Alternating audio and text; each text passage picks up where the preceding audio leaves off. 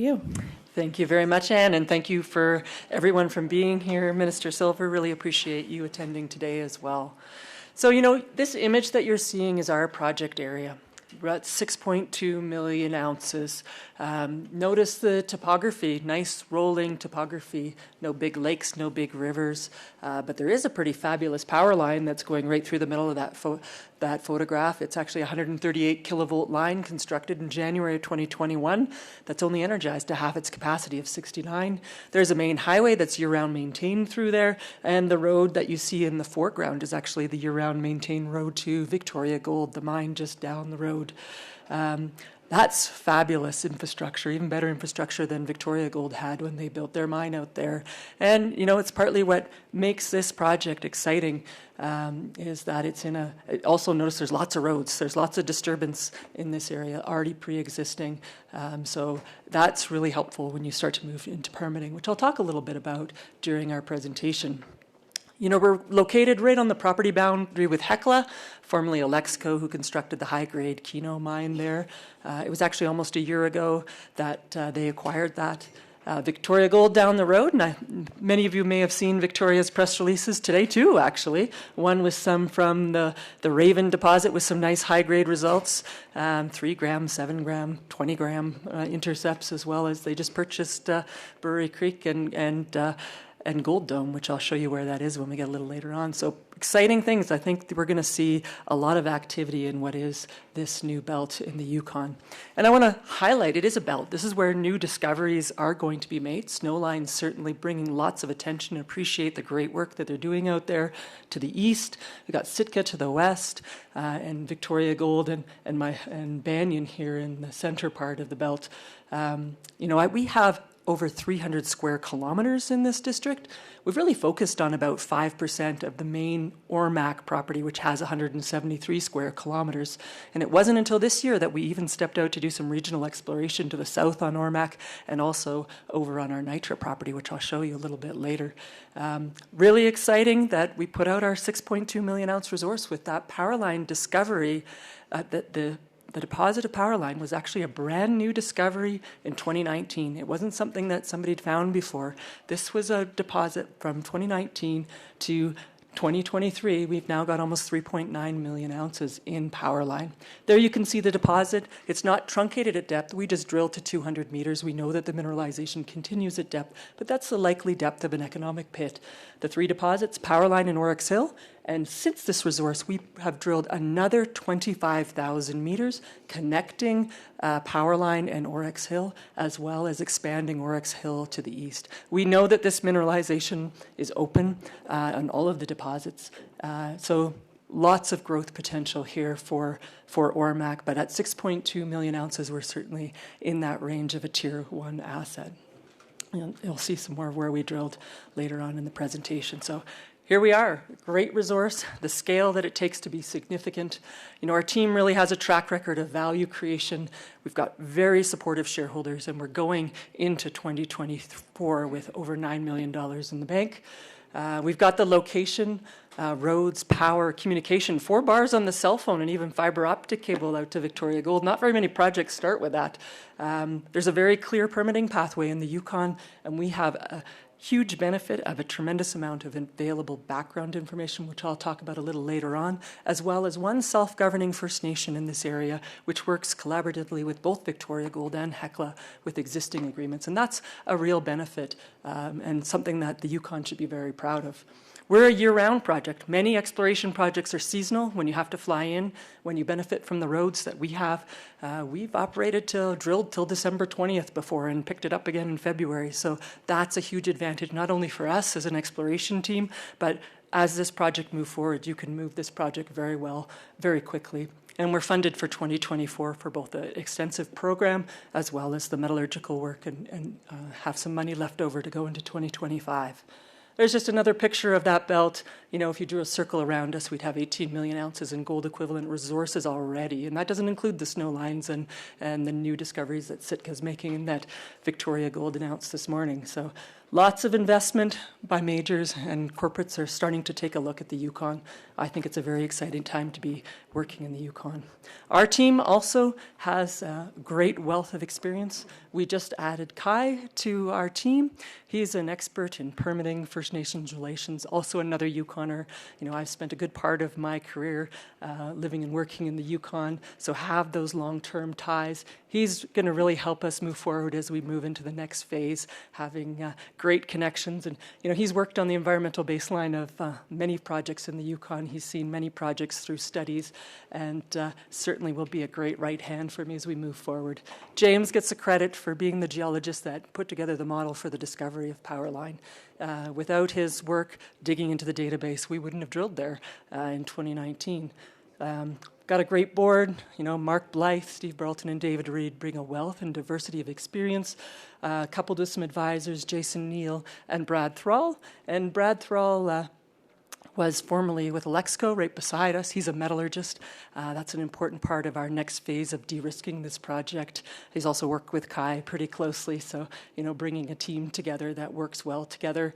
He actually built the Brewery Creek mine, which Victoria, I guess, announced purchasing today, and he's also really focused on helping us with understanding our economics as we move forward. So again, a strong treasury, some great shareholders with Victoria Gold at 11.3%, Cisco Development at 4%. Those are both investments based on the technical merit of our project. But Franklin Gold and Precious Metals and Fidelity, that's a strong endorsement of not only the project, but also our management team and the jurisdiction and the whole package. We get some analyst coverage from Cormark and Paradigm. I encourage you to reach out to them for their coverage. And you can see our last three financings have successfully left us with a strong treasury of over $9 million today, and all of those financings have been done without warrants. There's just another view of that resource. On this image, all of the blue dots are drill holes that went into the resource. The yellow are drill results that we drilled this year in 2023 and have already released. The connection to Oryx Hill and Powerline, deepening where we first made the discovery of Powerline, because we know that's likely an area where we've got the first phase of mining would start, and we know we only drilled 100 meters there when we made the first discovery, and we know there's a deeper area there that has some higher grade. And all the red dots are drill holes which we have yet to come. So another 69 holes will have strong news flow into the fall and into 2024. Here's just a cross-section of the deposit, with the purple being the highest grade, followed by red. You can see there's a considerable amount of purple that's near surface. This is a very low strip ratio deposit. We know there's some areas that have strong higher grade. We're seeing two trends through the deposit, one to the north with higher grade near surface, and one to the south where it's a little bit deeper, higher grade zone through there.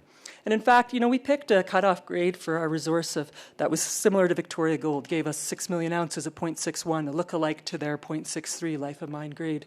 But if you look in our 43101, you can see what the 0.5 cutoff gives you. And it gives you a combined 4.5 million ounces at 0.95. And this, combined with some of the preliminary engineering work that we're doing, along with looking at the structural controls on the higher grade, is really helping us target that higher grade and show that there's a core here that can be mined that has a higher grade. Our 2023 exploration program, we drilled 25,000 meters, $10 million, really focusing on what I talked about, connecting Powerline and Oryx Hill, adding those ounces in South Powerline, expanding to the east, which we know is still open, and testing for some deposit edges. It's time to actually start looking for where the infrastructure would go, so we make sure we're doing our baseline extensively enough, and also regional exploration. That was a fun focus for our team to actually finally get out to do some prospecting, collect some rocks and soils, and follow up on some of those anomalies that we know we have on the rest of that 300 square kilometers. We're going into 2024 funded. We plan to spend at least $5 million in a program for next year. Stay tuned on what that involved. We're doing a lot of technical work over the next few months that we really think will allow us to have a very valuable program for next year. Our metallurgy is well underway. Brad really started in earnest in this in March. We've shipped tons of samples to make sure that we have representative sampling. And again, very similar to what Snowline said, we did the initial bottle rolls on pulps, came back with 90% from both Powerline and airstrip, as well as from oxide and sulfide. So we know this isn't refractory. we are expanding from just looking at heap leach to also looking at mill and CIL, having got feedback from some of the companies looking at projects out there that they look at mill scenarios over heap leach, and really letting the test work drive the economics on what this project is, and the potential people that develop it, whether it's us or someone else, be able to know what the full range of options are. So we plan to have a flow sheet for Q4, as well as have the results of our testing so people can look at it and understand what all the options are. We got the right team on this now, and they're driving it forward pretty quickly. We are planning a phase 2 program based on some of that preliminary engineering, focusing on where we think the phase 1 mining, because metallurgy never ends. Once you get one answer, then you start to focus on what the next part of is as you move forward. Now, our project's pretty unique. We're beside 2 mines. Alexco not only permitted their high-grade silver mine, but they also took over a property from the federal government, which means there's a huge database of data which covers all of our drainages in our property, which came with the property deal that we made with them. And along with that, and Victoria Gold's data, which is available to us, as well as their ongoing data from their expansion project and work along the road, this gives us millions of dollars and years of data. So one of Kai's jobs is to do a gap analysis of this, make sure we've covered off what's missing. But it gives us an advantage that we could start permitting far sooner than most projects in the Yukon. That's a huge advantage for us. You know, we're in a unique position. There are not very many projects of this scale with this type of resource with existing infrastructure in North America. Here's just some of that regional exploration. The light 2 pink colors are known intrusions. I will point out, if I can get the pointer to work, that this is Scheelite Dome, a known gold deposit, which was part of the package Victoria Gold just bought. The yellow areas are areas of known placer mining and soil anomalies, which are some of our high priority targets. There's a tin and tungsten deposit out here. So there's lots of smoke out here. There's 10-gram rock samples here from some of the samples. So lots of smoke out here to give us targets for further exploration and potential discovery. Similar to Snowline, I'm a Yukoner. I've been living in the Yukon through my career. We care about leaving a legacy and benefiting communities. We like to do things right. I've been running a charity in the Yukon for over 12 years, which government's been a great partner in, and certainly have really made a difference in the lives of students and First Nations across the communities. It's been a pretty short journey. You know, we acquired this property in 2017. I became the CEO in 2016. And here we are in 2023 after making that discovery in 2019 with 6.2 million ounces. We're de-risking it on a whole bunch of levels, really teeing it up for what I think will be an exciting gold cycle. There are not very many projects like us. We got 2 potential acquirers right beside us. Our valuation right now is pretty compelling along with others, but we have catalysts to help us move forward into 2024 with lots of drill results, great metallurgical results coming, regional exploration. We're continuing to de-risk it. And this jurisdiction's getting lots of attention. And thanks to all the other exploration companies that are helping making that happen, we'll continue to do our part by moving our project forward. So anyone have any questions?